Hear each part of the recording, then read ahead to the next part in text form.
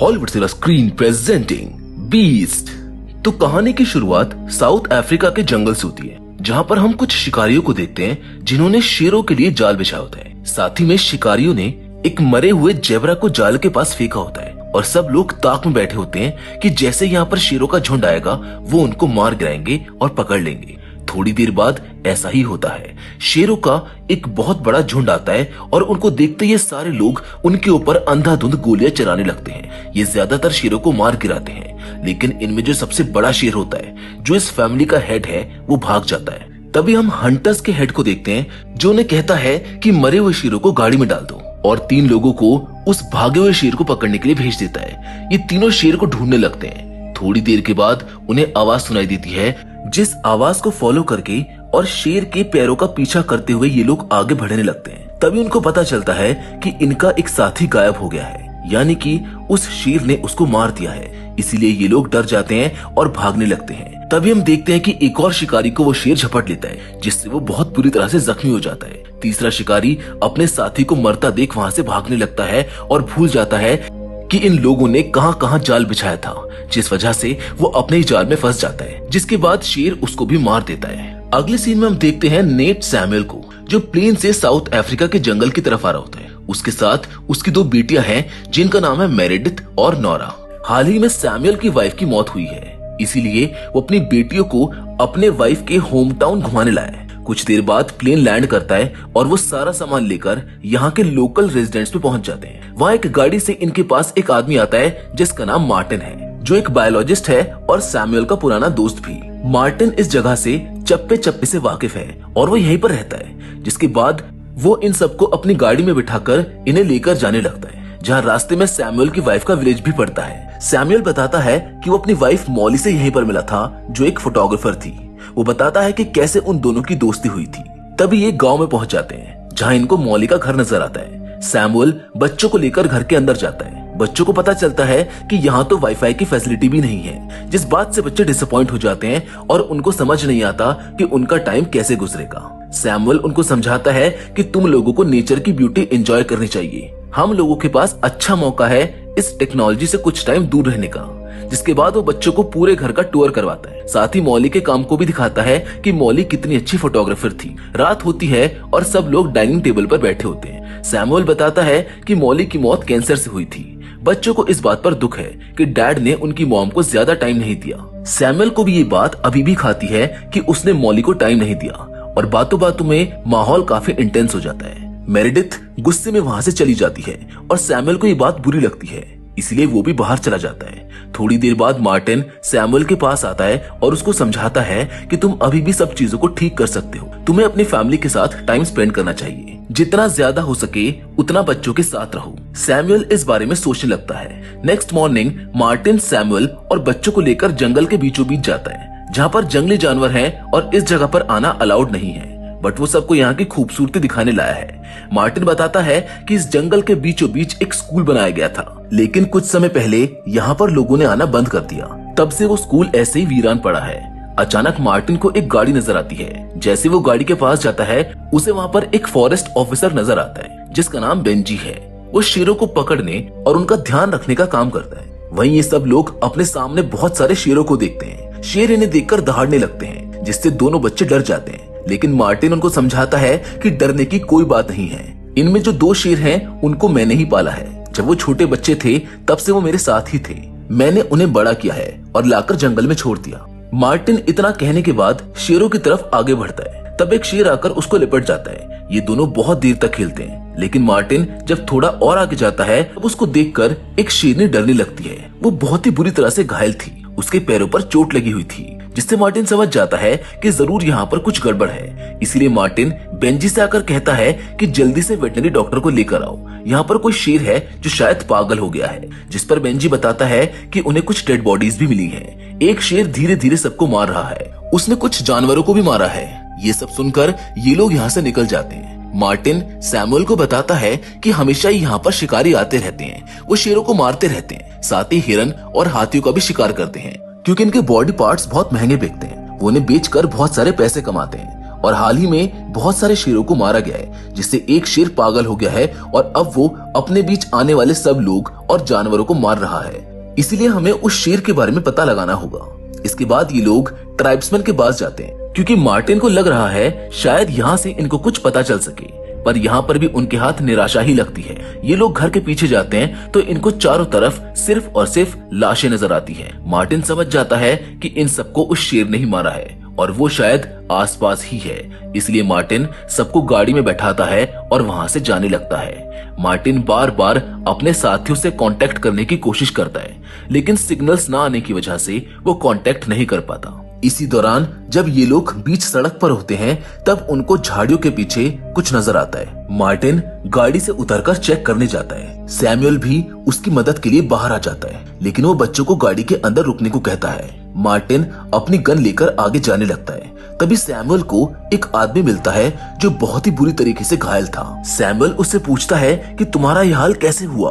वो आदमी डरते हुए बताता है कि एक शेर पागल हो गया है, वो सबको मार रहा है और वो यहीं पर है। ये सुनते ही मार्टिन शेर की तलाश में चला जाता है ताकि वो उसको मार सके। सैमुअल बाय प्रोफेशन एक डॉक्टर है, इसीलिए वो उस आदमी को बचाने की कोशिश करता है, लेकिन उसकी लाख कोशिशों के बावजूद भी वो उसको बचा नहीं पाता।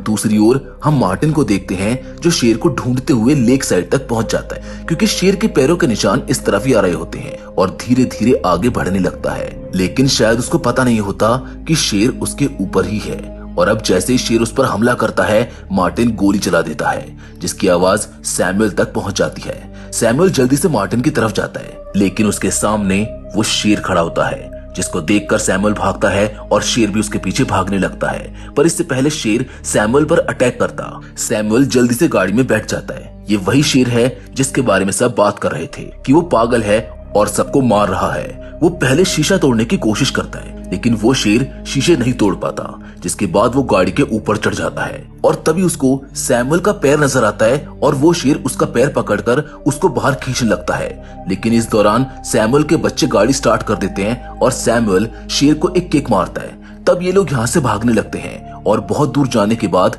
अपनी गाड़ी को रोकते हैं।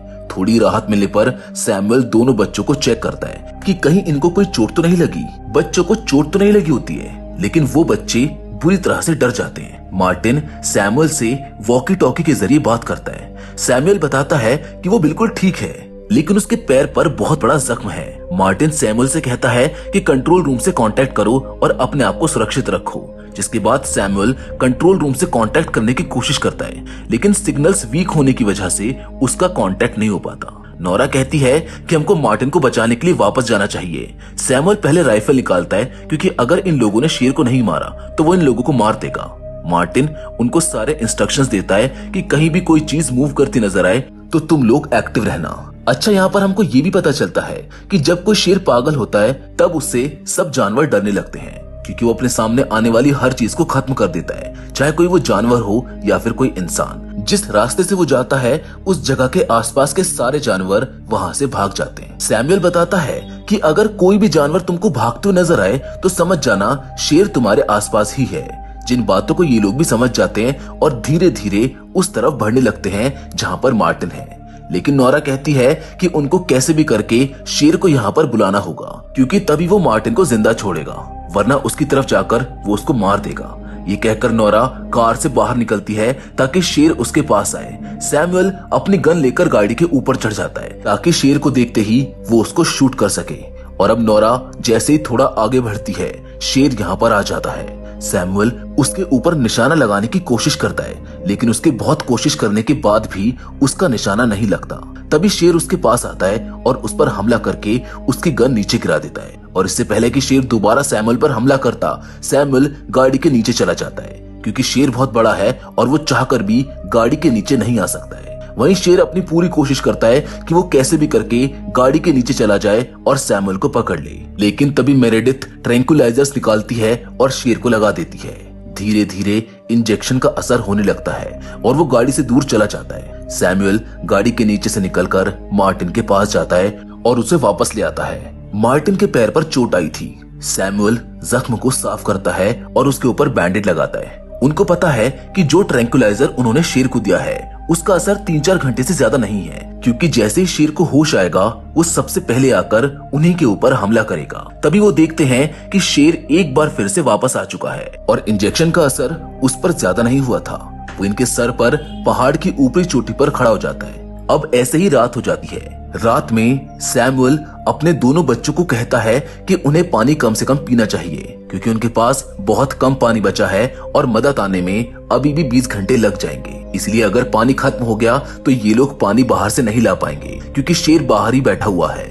ये सुनकर नोरा कहती है कि आप हमेशा से ही हमसे झूठ बोलते आए हैं, आपको हमसे सच बोलना चाहिए। हम जानते हैं कि हेल्प जल्दी नहीं आएगी। सैमुअल कहता है कि ये वक्त लड़ने का नहीं है, ये वक्त सोचने का है। तभी मार्टिन भी जाग जाता है और उन्हें रिलैक्स करने को कहता है। वो बताता है कि शेर की पूरी फैमिली को हंटर से मार दिया है और तब से वो शेर पागल हो चुका है और वो लोगों को मार रहा है। मार्टिन देखता है कि सैमुअल मायूस बैठा है। मार्टिन उसको मोटिवेट करता है कि अब तक तुमने जो कुछ अपने बच्चों के लिए किया वो काबिले तारीफ है। मौली को तुम पर फक्र होता और अब इस बात को ज्यादा मत सोचो, तुम्हें किसी भी तरह अपने बच्चों की हिफाजत करनी है। जिसके बाद हम आगे देखते हैं कि रात में इनका रेडियो बजने लगता है, जिसकी आवाज से ये लोग उठ जाते हैं। पर इससे पहले कि कुछ कर पाते यहाँ पर शिकारी आ जाते हैं, जिन्हें देखकर सैमुअल उनसे मदद मांगता है और वो शिकारी मदद करने के लिए तैयार हो जाते हैं। लेकिन जैसे ही वो शिकारी मार्टिन को देखते हैं कि ये फॉरेस्ट डिपार्टमेंट के लिए काम करता है और इसने कई हंटर्स को पकड़वाया है, वो शिकारी गन निकाल लेते हैं और सबको मारने लगते हैं। साथ ही में वो मेरेडिथ नोरा को भी बाहर निकाले जाते हैं। लेकिन इससे पहले कि वो उनको बाहर निकाल पाते, वो शेर उनके ऊपर हमला कर देता है और एक एक करके सब हंटर्स पर अटैक कर देता है। शिकारी यहाँ से जंगल की तरफ भागते हैं तो शेर भी उनके पीछे चला जाता है, जिससे सैमुअल को लगता है कि शायद यही सही मौका है कि वो लोग शिकारियों की गाड़ी में बैठकर यहाँ से भाग जाएं। लेकिन जैसे वो गाड़ी के पास जाते हैं उसको पता चलता है कि शिकारी चाबी साथ ले गए हैं। जिसके बाद सैमुअल भी शिकारियों के पीछे चला जाता है, जहाँ हर जगह उसको सिर्फ लाशें ही नजर आती हैं, लेकिन किसी भी लाश के पास चाबी नहीं होती। और अब वो लेक के पास पहुंच जाता है, जहाँ पर वॉकी टॉकी बजने लगता है। इट मींस अब सिग्नल्स आ चुके थे। तभी इस आवाज को शेर भी सुन लेता है। वो भागकर वॉकी टॉकी के पास आता है। वॉकी टॉकी जमीन पर गिरा होता है, लेकिन सैमुअल वहाँ पर नहीं होता, क्योंकि वो ठीक उसके ऊपर पेड़ पर चढ़ा होता है। लेकिन शेर यहाँ से नहीं जाता। तभी सैमुअल को एक सांप नजर आता है और वो उस सांप को उस शेर के ऊपर गिरा देता है। सांप को देखते ही शेर भाग जाता है। इसके बाद सैमुअल धीरे से नीचे उतरता है और वो दोबारा डेड बॉडीज के पास जाता है ताकि वो चाबी ढूंढ सके, और तभी शेर वापस आ जाता है। दूसरी ओर नोरा और मेरेडिथ को अपने डैड की फिक्र होती है। वो शेर को डिस्ट्रैक्ट करने के लिए गाड़ी का हॉर्न बजाने लगती है। हॉर्न की आवाज सुनकर शेर उनकी तरफ भागता है। इसी बीच सैमुअल को भी कीज मिल जाती है, लेकिन जैसे ही वो गाड़ी की तरफ पहुंचता है वो देखता है कि शेर उससे पहले ही गाड़ी तक पहुंच गया है और वो नोरा और मेरेडिथ पर अटैक कर रहा है। वो मेरेडिथ को जख्मी कर देता है और गाड़ी को इतना पुश करता है कि गाड़ी खाई में गिरने लगती है। तब मार्टिन दोनों बच्चों को नीचे उतरने के लिए कहता है और जैसे ही दोनों बच्चे नीचे उतरते हैं, कार के साथ शेर और मार्टिन दोनों खाई में गिर जाते हैं। लेकिन शेर अभी भी जिंदा था और अब शेर मार्टिन की तरफ बढ़ता है। तभी मार्टिन देखता है कि गाड़ी से तेल निकल रहा है, इसलिए मार्टिन गाड़ी में आग लगा देता है, जिस वजह से वहां पर एक बहुत बड़ा ब्लास्ट होता है। इस ब्लास्ट की लपेट में शेर भी आ जाता है। जैसे ही सैमुअल इस आवाज को सुनता है वो भागते हुए गाड़ी की तरफ जाता है और देखता है कि उसकी दोनों बेटियां बिल्कुल ठीक हैं। मेरेडिथ से उसको पता चलता है कि मार्टिन की मौत हो गई है। इस बात से सैमुअल टूट जाता है, लेकिन उसे किसी भी तरह से अपनी बेटियों को बचाना था। मेरेडिथ बहुत ही बुरी तरीके से जख्मी होती है, इसीलिए वो उन्हें गाड़ी में बैठाता है और यहाँ से भागने लगता है। अगले दिन वो उसी स्कूल की तरफ जाते हैं जिस स्कूल को मार्टिन ने उनको दिखाया था, लेकिन इससे आगे ये लोग नहीं जा सकते थे क्योंकि गाड़ी का फ्यूल खत्म हो चुका था। सैमुअल अपनी बेटियों के साथ उस स्कूल के अंदर चला जाता है और वहाँ पर मौजूद चीजों से मेरेडिथ के जख्म को ठीक करने की कोशिश करता है। साथ ही में वहाँ पर अपने बचाव के लिए कुछ हथियार ढूंढने लगता है। जिसके बाद वो बाहर जाता है, जहाँ पर उसको उसके बच्चों की चीखने की आवाज आती है, क्योंकि शेर दोबारा से वहाँ पर आ गया था। इसीलिए अब वो भागते हुए शेर पर अंधाधुंध गोलियां चलाने लगता है, जिसकी वजह से फिलहाल तो शेर भाग जाता है। लेकिन सैमुअल अब उस शेर के पागलपन को जान गया था। उसको यकीन था कि वो वापस जरूर आएगा, इसीलिए वो अपने बच्चों को एक कमरे में बंद कर देता है और एक चाकू लेकर बाहर आ जाता है ताकि शेर को ढूंढकर उसका खात्मा कर सके। सैमुअल को पता है कि वो शेर को मार तो नहीं पाएगा, लेकिन उसको लगता है कि अगर शेर उसको मार दे शायद उस शेर को सुकून आ जाए और वो शेर उसकी बेटियों को छोड़ दे और अब वो शेर एक बार फिर से आ जाता है, जिसको देखकर सैमुअल उस पर टूट पड़ता है। वो बार बार उसको चाकू मारने की कोशिश करता है, लेकिन ये शेर बहुत ही ताकतवर है जो सैमुअल पर भारी पड़ रहा है। लेकिन यहाँ पर हमें सैमुअल की दाद देनी पड़ेगी, क्योंकि सैमुअल उसको जानबूझकर उसी जगह पर लेकर आता है जहाँ पर वो दूसरे दो शेर भी होते हैं।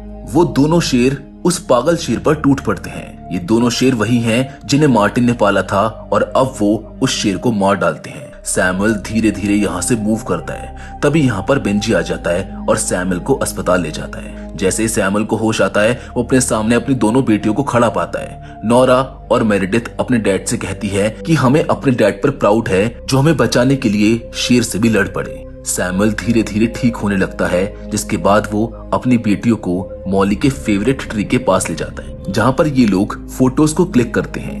और इसी सीन के साथ ये कहानी यहाँ पर खत्म हो जाती है। मैं उम्मीद करता हूँ कि ये सर्वाइवल स्टोरी आपको पसंद आई होगी। बाकी फिलहाल तो आज की इस वीडियो में बस इतना ही, लेकिन हम फिर से जरूर मिलेंगे और वो भी एक और नई इंटरेस्टिंग कहानी के साथ।